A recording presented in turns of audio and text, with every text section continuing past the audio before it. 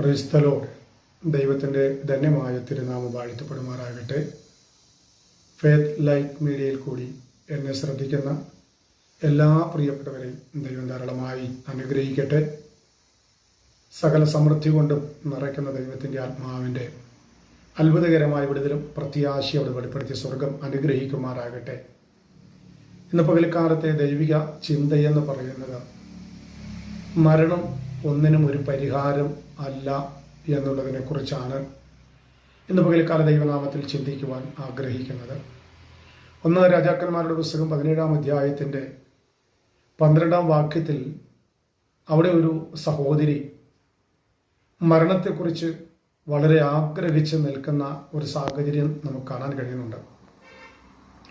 ആ വാക്യത്തോടനുബന്ധിച്ച് നമ്മൾ ഒന്ന് ചിന്തിച്ച് നോക്കിക്കഴിഞ്ഞാൽ നാം മരണത്തെക്കുറിച്ച് എത്ര പ്രാവശ്യം ചിന്തിച്ചു കൊണ്ടിരുന്ന ഒരു പ്രിയപ്പെട്ടവരാണ്.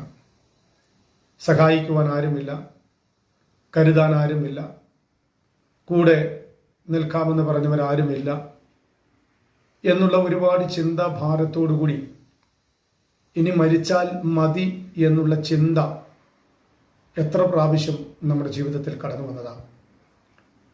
ഇവിടെ 12-ാം വാക്യത്തിൽ പ്രിയ വിധവയായ ഒരു സഹോദരിയെക്കുറിച്ച് കാണാൻ കഴിയുന്നത് അവരുടെ ജീവിതത്തിൽ എല്ലാം നഷ്ടപ്പെട്ടു, സഹായിക്കാൻ ആരുമില്ല, കരുതാൻ ആരുമില്ല, ഭർത്താവ് മരണപ്പെട്ടു പോയി, ആകെയുള്ളത് ഒരു മകൻ മാത്രമാണ് ജീവിതത്തിലുള്ളത്. താൻ വളരെ നിരാശപ്പെട്ട് വളരെ ഭാരം അനുഭവിച്ച് ആരുടെയും സഹായവും സപ്പോർട്ടും ഇല്ലാതെ വന്നപ്പോൾ മരിച്ചാൽ മതി എന്നുള്ള ആഗ്രഹത്തോടുകൂടി നിൽക്കുന്ന ഒരു പ്രിയ സഹോദരിയെ നമുക്ക് 17-ാം അധ്യായത്തിൻ്റെ 12-ാം വാക്യത്തിൽ കാണാൻ കഴിയുന്നുണ്ട്. എന്നാൽ ദൈവാത്മാവ് വ്യക്തമായി അവിടെ വിളിച്ചു പറയുന്ന മറ്റൊരു കാര്യം നമുക്കവിടെ കാണാൻ കഴിയുന്നുണ്ട്. മരണത്തിന് വിട്ടുകൊടുക്കാൻ അനുവദിക്കുന്ന ദൈവമല്ല ഞാൻ നിങ്ങൾ സേവിക്കുന്ന ദൈവം. അകാരണമായി മരണത്തിന് ഏൽപ്പിച്ചു കൊടുക്കാൻ അനുവദിക്കുന്ന ദൈവമല്ല. എവിടെ പരാജയപ്പെട്ടോ, എവിടെ എനിക്ക് സഹായമില്ല എന്ന് കരുതിയോ അവിടെ ദൈവാത്മാവ് ആ വിധവയെ ഉയർത്തുന്നൊരു സാഹചര്യം കാണാൻ കഴിയുന്നുണ്ട്. മരിക്കാനിരിക്കുന്ന, ആഗ്രഹത്തോടെ മരിക്കാനിരിക്കുന്ന വിധവയെ ദൈവാത്മാവ് മുന്നമേ കണ്ടു. അതിന് ഉദാഹരണമായിട്ട് അതേ അധ്യായത്തിൽ 1 രാജാക്കന്മാരുടെ പുസ്തകം 17-ാം അധ്യായത്തിൻ്റെ 9-ാം വാക്യത്തിൽ ഏലിയാവിനോട് ദൈവം പറയുന്നൊരു കാര്യമുണ്ട്. നീ സാരഭാത്തിലേക്ക് പോകണം, അവിടെ നിന്നെ പോറ്റേണ്ടതിന് ഞാനൊരു വിധവയോട് കൽപ്പിച്ചിട്ടുണ്ട്. ഒന്ന് ചിന്തിച്ചു നോക്കിയ പ്രിയമുള്ളവരെ, ഏലിയാവിനോട് പറയുന്നു നീ സാരഭാത്തിലേക്ക് പോകണം, അവിടെ നിന്നെ പോറ്റേണ്ടതിന് ഞാനൊരു വിധവയോട് കൽപ്പിച്ചിട്ടുണ്ട്. 12-ാം വാക്യത്തിൽ വരുമ്പോൾ വിധവ മരിക്കാൻ ആഗ്രഹിച്ച് നിൽക്കുന്ന ഒരു സാഹചര്യമാണ്. എല്ലാം നഷ്ടപ്പെട്ടവളായി, എല്ലാം പരാജയപ്പെട്ടവളായി, ഇനി മുന്നോട്ട് പോകാൻ നിവൃത്തിയില്ല എന്നുള്ള ചിന്താഭാരത്തോടുകൂടി മരിക്കാൻ ആഗ്രഹിച്ചു നിൽക്കുന്ന പ്രിയപ്പെട്ടവരാണോ? ദൈവാത്മാവ് പറയുന്നു നിന്നെ മരിക്കാൻ അനുവദിക്കുന്ന ദൈവമല്ല, നിന്നിൽ കൂടി ചിലത് ദൈവാത്മാവ് ചെയ്തെടുക്കാൻ ആഗ്രഹിക്കുന്നു. മറ്റുള്ളവർക്ക് വേണ്ടി നിന്നിൽ കൂടി ചിലത് ചെയ്തെടുക്കുവാൻ സർവശക്തനായ ദൈവം ഇന്ന് പകൽക്കാലം ആഗ്രഹിക്കുകയാണ്. ഇവിടെ ഏലിയാവിനെ പോറ്റേണ്ടതിന് വിധവയെ ദൈവാത്മാവ് മുന്നമേ കണ്ടു. പക്ഷേ വിധവ ഇത് അവൻ അറിയാതെ മരിക്കപ്പെടുവാൻ തയ്യാറെടുത്തു നിൽക്കുമ്പോൾ ഏലിയാവ് അടുക്കൽ കടന്നു വന്നിട്ട് പറയുക, എനിക്ക് കുടിക്കാൻ വെള്ളം വേണമെന്ന് പറയുന്നു. വെള്ളമെടുക്കാൻ വിധവ പോകുമ്പോൾ ഏലിയാവ് പറയുന്നൊരു കാര്യമുണ്ട്, നീ പോരുമ്പോൾ ഒരു ചെറിയ അട കൂടി ഉണ്ടാക്കിക്കൊണ്ട് വരുവാനിടയായി തീരണം. ഉടനെ വിധവ പറയുന്നൊരു കാര്യമുണ്ട്, അല്പം മാവല്ലാതെ, തുരുത്തിയിൽ അല്പം എണ്ണയല്ലാതെ വേറൊന്നും ഞങ്ങളുടെ ജീവിതത്തിലില്ല. അപ്പൊ ചിന്തിച്ചോണം, അകത്തളത്തിൽ ശൂന്യത കൊണ്ട് നിറയപ്പെട്ട് ആര് സഹായമില്ലാതെ മരണം മാത്രം കാത്തുകൊണ്ടിരുന്ന വിധവയെ നോക്കി സർവശക്തനായ ദൈവത്തിന് പറയാൻ ഒരു ദൂതുള്ളത്, നീ മരിക്കാനുള്ളവളല്ല, മറ്റുള്ളവരെ സഹായിക്കാനുള്ളവളാണ്. നീ മരിക്കാൻ ആഗ്രഹിക്കേണ്ടവളല്ല, നിന്നെ മരണത്തിന് വിട്ടുകൊടുക്കാൻ അനുവദിക്കുന്ന ദൈവമല്ല, മറ്റുള്ളവരെ നീ പോഷിപ്പിക്കുവാൻ ദൈവാത്മാവ് നിന്നെ തെരഞ്ഞെടുത്തിരിക്കുകയാണ്. ഇന്ന് രാത്രികാല ദൈവാത്മാവിൽ എനിക്ക് ദൂത് വിളിച്ചു പറയാനുള്ളത്, ആരും സഹായിപ്പാനില്ല എന്ന് നീ ചിന്തിക്കുന്നുവെങ്കിൽ, നിന്നെ കരുതാൻ ആരുമില്ല എന്ന് ചിന്തിക്കുന്നുവെങ്കിൽ, ഭവനത്തിൽ ഒന്നുമില്ല എന്ന് നീ ചിന്തിക്കുന്നുവെങ്കിൽ, നിന്റെ ഹൃദയത്തെ ദൈവസന്നിധിയിൽ നിന്ന് ഏൽപ്പിച്ചു കൊടുക്കാൻ തയ്യാറാണെങ്കിൽ ദൈവം നിന്നിൽ കൂടി ചിലത് ചെയ്തെടുക്കുവാൻ തക്കവണ്ണം ഇടയായിത്തീരും. അനേകർക്ക് നീ ഒരു കൈത്താങ്ങലായി തീരത്തക്ക നിലയിൽ, അനേകരെ ആശ്വസിപ്പിക്കത്തക്ക നിലയിൽ ദൈവാത്മാവ് നിന്നെ മാനിക്കുവാനിടയായിത്തീരും. ഏലിയാവ് പറഞ്ഞതുപോലെ വെള്ളവും അടയും കൊണ്ടുവന്ന് ഏലിയാവിന് കൊടുക്കുമ്പോൾ തൻ്റെ ഭവനം അത്രത്തോളം ശൂന്യമായി, തൻ്റെ ഭവനം അത്രത്തോളം നിരാശയുടെ മേഖലയിലായി.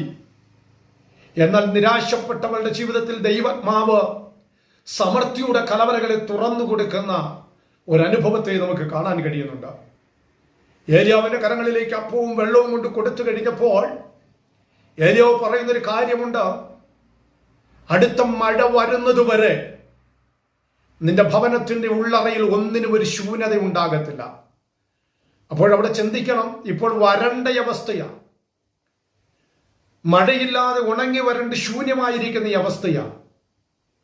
എന്നാൽ ഏലിയാവ് പറയുക, അടുത്ത മഴ വരുന്നത് വരെ നിന്റെ ഭവനം എന്ത് ചെയ്യില്ല, ശൂന്യമായി പോകാൻ അനുവദിക്കത്തില്ല. അതിന് കാരണമുണ്ട്. ഏലിയാവിനോട് പറയുന്നൊരു കാര്യമുണ്ട്, വിധവ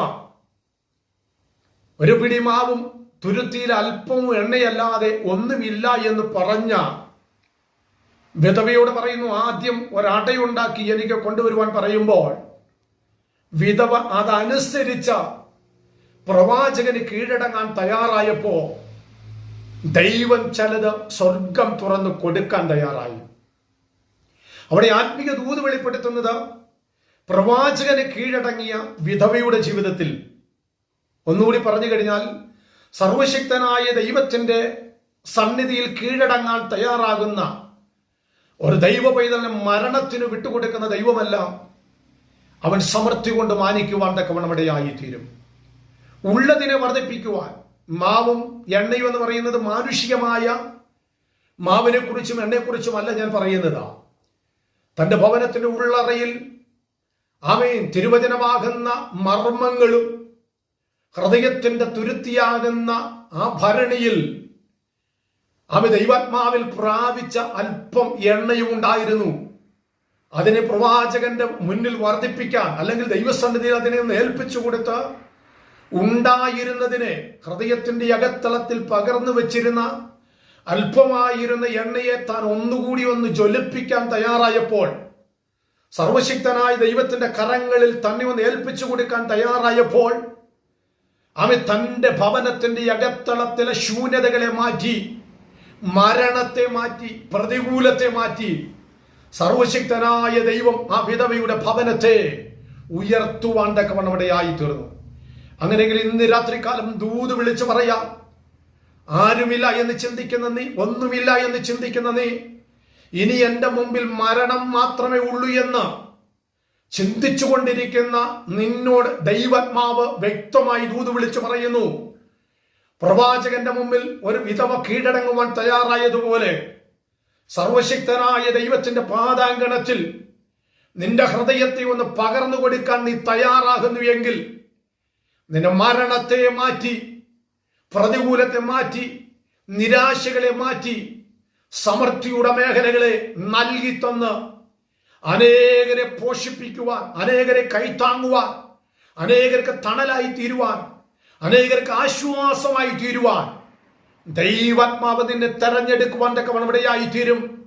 ആ തെരഞ്ഞെടുപ്പിനായി കാത്തിരുന്ന ദൈവസന്നിധിയിൽ ഏൽപ്പിച്ചു കൊടുക്കാം. ദൈവം സ്ഥിതികളെ മാറ്റുന്ന ദൈവമാണ്. ആ ദൈവത്തിന്റെ കരങ്ങളെ സമർപ്പിച്ചു കൊടുക്കാം. മരണം മാറ്റി ജയത്തിന്റെ കരം പ്രവർത്തിക്കുന്ന സർവശക്തനായ ദൈവം പ്രവർത്തിച്ച് അനുഗ്രഹിക്കേണ്ടതിന് ആ പൊന്നുതമ്പുരാന്റെ കരങ്ങളിൽ ഏൽപ്പിച്ചു കൊടുത്ത് ഹൃദയത്തെ പൂർണ്ണമായി സമർപ്പിച്ചു കൊടുത്ത പ്രാർത്ഥനയോടെ മുന്നേറാം. ദൈവം നമ്മെ അനുഗ്രഹിക്കുമാറാകട്ടെ. സ്തോത്രം. ആമേൻ, ആമേൻ, ആമേൻ.